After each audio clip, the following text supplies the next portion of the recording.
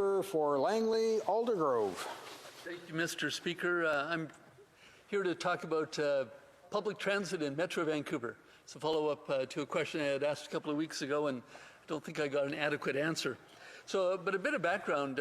Metro Vancouver is located in the lower mainland area of British Columbia, which is a relatively small piece of real estate compared to the province, compared to the country, but it's huge when it comes to strategic importance. Vancouver is Canada's front door to the Pacific Rim and our gateway to global trade in that part of the world. But it's also a very complex piece of real estate.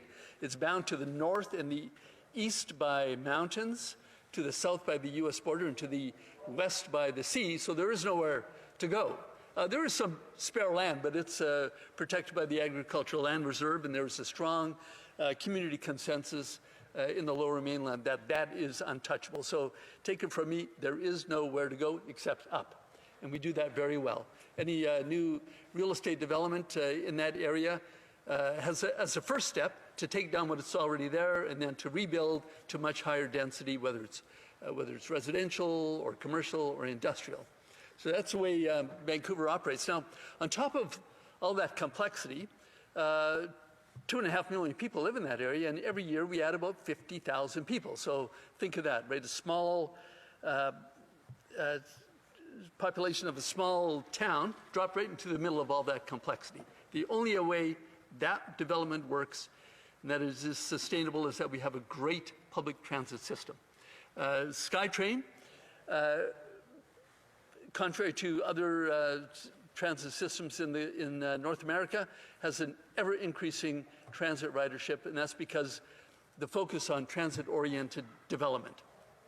So that brings me to my ask, and that is for a federal funding commitment to extend the SkyTrain from the eastern end of it, which is in downtown Surrey, to bring it all the way to downtown Langley.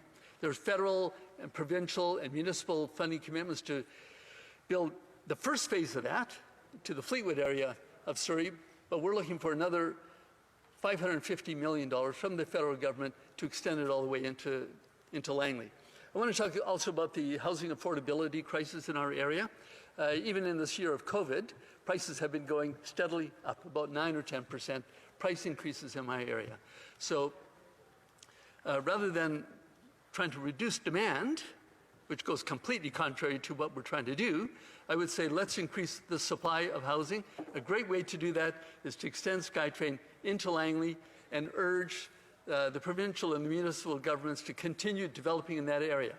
Thousands, hundreds of thousands of people in this area now live an elevator ride and about 400 steps from the nearest SkyTrain station.